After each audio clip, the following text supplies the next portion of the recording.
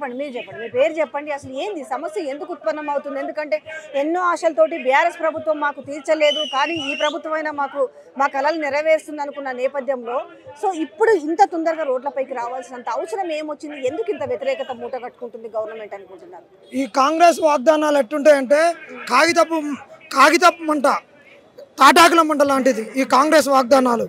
ఈ వాగ్దానాలకు మైదాపిండితో చేసిన పూరి ఎట్ట పొంగుతో పూరి అట్లా పొంగిన వాళ్ళం. మైదాపిండితో చేసిన పూరి కడాయిలకు వెళ్ళి తీయగానే ఆరిపోతుంది. వీళ్ళ హామీలు కూడా అట్టనే ఉన్నాయి.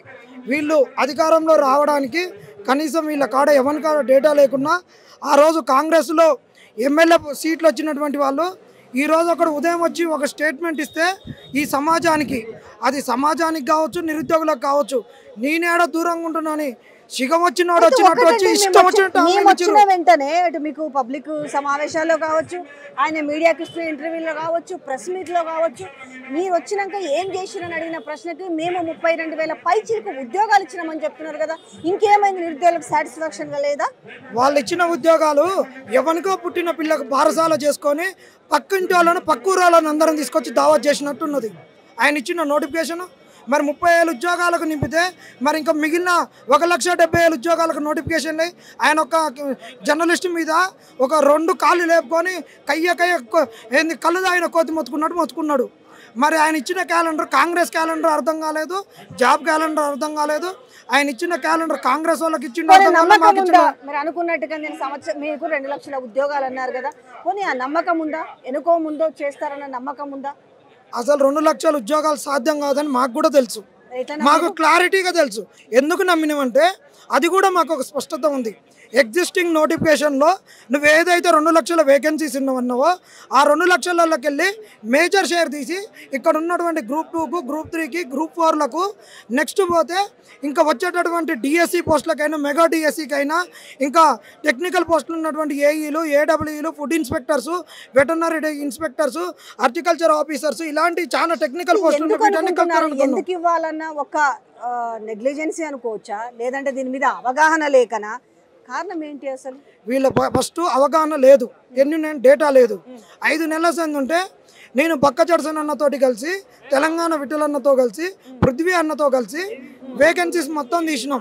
వేకెన్సీస్ తీసి మే నెల 17వ తారీఖు నాడు ఇదే హైదరాబాద్లో నడిపట్టున్న సోమాజిగూడ ప్రెస్ క్లబ్లో మేము పవర్ పాయింట్ ప్రజెంటేషన్ పెట్టినాం.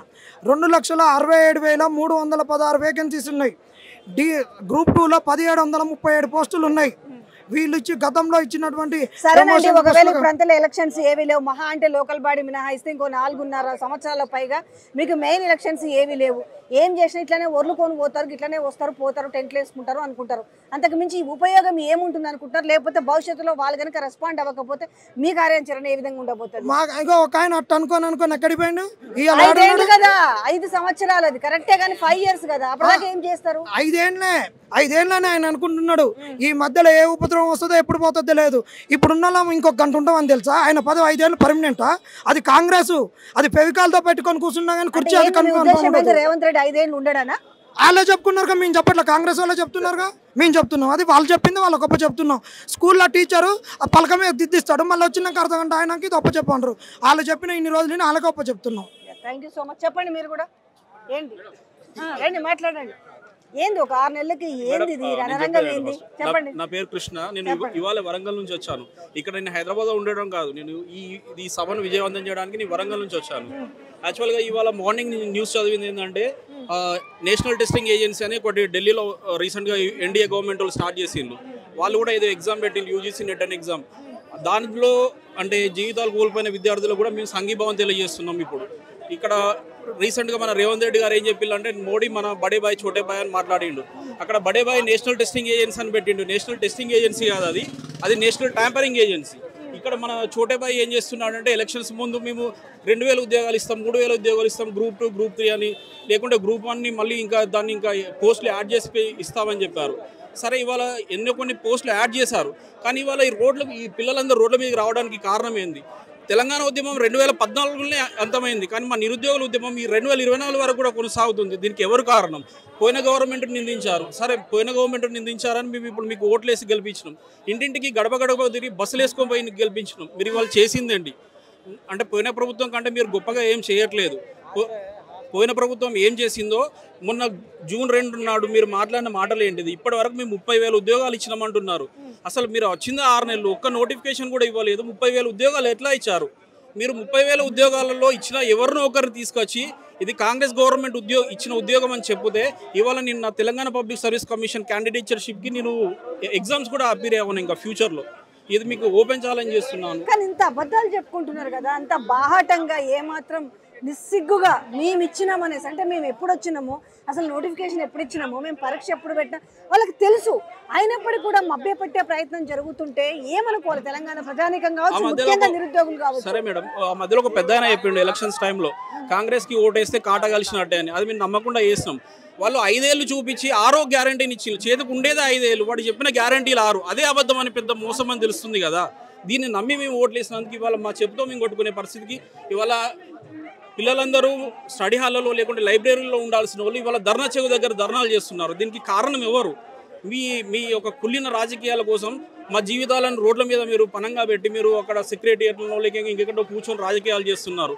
ఆ మధ్యలో వచ్చిన కొంతమంది పగటి వేషగాళ్ళు లెక్క, అంటే వాళ్ళు మేధావులు కానీ క్లెయిమ్ చేసుకునేటోళ్ళు, ఆకునూరు మురళి కానీ లేకుంటే ఇంకోరు కానీ అరే వాళ్ళందరి వాళ్ళు ఎక్కడికి వెళ్ళి చచ్చిపోయినా బతుకున్నారా? వాళ్ళు ఎంతమంది జనాలు ఇక్కడ రోడ్డు మీదకి చేడుస్తున్నారు, ఎవరికి కనిపించట్లేదా మీకు? ఇంకో ముసలాయన ఉంటాడు, ఆయన కోదండరామ్ అనే ముసలాయన ఉంటాడు. ఆయన వచ్చి మొన్న అక్కడ సెంట్రల్ లైబ్రరీలో మీటింగ్ పెట్టి ఇప్పుడు వచ్చింది కాంగ్రెస్ ప్రభుత్వం, అంతా మనం మంచిగా జరుగుతుంది, ఎవడు రోడ్ల మీదకి రావద్దు అంటున్నారు. ఇలా కాంగ్రెస్కి ఓట్లు వేసిన వాళ్ళే రోడ్ల మీదకి వచ్చింది. మరి ఎందుకు వచ్చింది? దీనికి కారణం ఎవడు? దీన్ని ఎన్నుకున్నది ఎవడు? చెప్పండి, ఏం చెప్పాలనుకుంటున్నారు? అంటే ఈ రోజు అప్పుడే రోడ్లపైకి వచ్చిన పరిస్థితి కనపడుతుంది. పాపం ఏంది ఇంత గోస ఎందుకు? ఇంత గోస ఎందుకు? గోస ఏముంది, గతంలో లీకేజ్ అని చెప్పేసి మోసాలు జరిగినాయి అన్నారు. అందులో ఫిల్ అయిన 30,000 ఉద్యోగాలను వీళ్ళు ఇచ్చామంటున్నారు. మరి అందులో రాసిన ఎగ్జామ్ లీక్ అయినప్పుడు నువ్వెందుకు ఇచ్చిన పత్రాలు? లాజికే కదా. ఆ 30,000 నువ్వు ఎలా ఫీల్ చేసావు? ఎగ్జామే రాయాలి. ఆ 30,000 ఎలా ఇచ్చారు మీరు ఒకసారి మీరు ఆత్మ పరిశీలన చేసుకోండి. లీక్ అయిన వ్యవహారాలకి మీరు పత్రాలు ఎలా పంచుతారు? అదే ఇంకో విషయం ఏంటంటే బల్మూరి వెంకటన్న ఏమన్నారు, గ్రూప్ 4లో 1500 OMR లెక్క వచ్చినాయి అన్నారు. మరి ఆ 1500 OMR లెక్క వచ్చిన గ్రూప్ 4కి మళ్ళీ నువ్వు సర్టిఫికేట్ ఎలా ఇస్తావు? ఒకసారి ఆత్మ పరిశీలన చేసుకోవాలి. రెండో విషయం ఏంటిదంటే మేము ప్రధానంగా నమ్మింది ఏంటిదంటే బీఆర్ఎస్ మాకు చేయట్లేదు కాబట్టి ఈ గవర్నమెంట్ అన్నా చేస్తుందేమో, మళ్ళీ ఇందిరమ్మ రాజ్యం అన్నారు కాబట్టి సరే ఈ ఇందిరమ్మ రాజ్యంలో కనీసం అప్పుడు అన్న ఇల్లులు కట్టించారు అందరికీ, మరి మాకన్నా ఉద్యోగాలతో అందరు ఇల్లు కట్టుకునే విధంగా వెసులుబాటు కల్పిస్తారేమో అని నమ్మాం. కానీ ఉన్న ఇల్లు కూడా పిలుస్తారని మాకేం తెలుసు? ఏమనిపిస్తుంది సిచ్యువేషన్ చూస్తుంటే? ఇప్పుడు సిచ్యువేషన్ చూస్తే ఏం లేదు, ఇద్దరు పిల్లల మధ్య ఒక మొగుడు నలిగినట్టున్నాడు. అంటే అదే గవర్నమెంట్లో అక్కడ నలిగినాం, ఈ గవర్నమెంట్లో ఇక్కడ నలుగుతున్నాం. అంటే మేము ప్రధానంగా చెప్పేది ఏంటిదంటే ఒక నిరుద్యోగి నిజంగా కనుక రాజకీయం చేయదలుచుకుంటే ఇదే రేవంత్ రెడ్డికి సీఎం పోస్ట్ రాకపోవు, అదే కేసీఆర్కి రాకపోవు. నెక్స్ట్ జరిగే పరిణామాలు ఎలా ఉంటాయి అనేది నేను చెప్పలేను. కానీ ఈ నిరుద్యోగంతో పెట్టుకుంటే జరిగే పరిణామం ఏంటిదో ఇప్పుడు ఎలాగో ఫామ్ హౌస్లో పడుకున్న పాత మన సీఎం సార్కి తెలుసు. ఇప్పుడు ఈసారి కూడా తొందరగా వెళ్దామని చెప్పేసి అనుకుంటుండేమో. చెప్పండి. అదే మేడం, గ్రూప్ 2, గ్రూప్ 3 పోస్టులు ఒకేసారి నవంబర్లో పెట్టాలి. మేము 2 కలిసి రాసే సత్తా మాకుంది, పెట్టే సత్తా మీకుందా? గ్రూప్ 1 ఒకటికి 6 రోజులు రాస్తాము. అదే గ్రూప్ 2, గ్రూప్ 3 4 రోజులు రాసి పడేస్తాము. నవంబర్లో పెట్టండి, పోస్టులు అయితే పెంచండి. ఒక విషయం అనిపిస్తుంది, అంటే ఈ ఉద్యోగాలతోటి ఈ నిరుద్యోగులని అటు విద్యార్థులని ఓటు రాజకీయంగా మార్చుకుంటున్నారు. కానీ ఎక్కడ కూడా సమస్యలు సాల్వ్ అవుతున్నట్టుగా కనిపించని నేపథ్యము ఇవాళ ఇక్కడికి వచ్చిన రోడ్ల మీదకి వచ్చిన నేపథ్యం కనిపిస్తుంది కదా. ఇంకా మీకు ఏ రకమైన నమ్మకం ఉంది అంటున్నాను. అదే ఎలా నమ్మామంటే మేడం, ఒక జాతీయ అధ్యక్షుడు రాహుల్ గాంధీకే సెంట్రల్ లైబ్రరీకి తీసుకొచ్చిన దమ్మున్న నాయకుడు రేవంత్ రెడ్డి అని మేము అందరు నమ్మాం. రాహుల్ గాంధీకే సెంట్రల్ లైబ్రరీ తొక్కించిందంటే మాకు ఎట్టాగో నమ్మకం కుదిరిందంటే బిస్వాల్ కమిటీ గురించి 10సారి రేవంత్ రెడ్డి గారు బిస్వాల్ కమిటీ గురించి 2 లక్షల ఉద్యోగాలు ఉన్నాయి, 2 లక్షల ఉద్యోగాన్ని, ఆ 2 లక్షల ఉద్యోగాలు ఎటు ఉన్నా మాకు సంబంధం లేదు. కానీ మా గ్రూప్ 2 పోస్టులు పెంచండి. మాకు సివిల్ సర్వీస్ ఎలాగో మాకు గ్రూప్ 2 అలా తెలంగాణలో గ్రూప్ 2 అలా సివిల్ సర్వీస్ మాకు అది ఒక పేదవాడి సివిల్ సర్వీస్ లెక్క గ్రూప్ 2 భావిస్తాం మేము.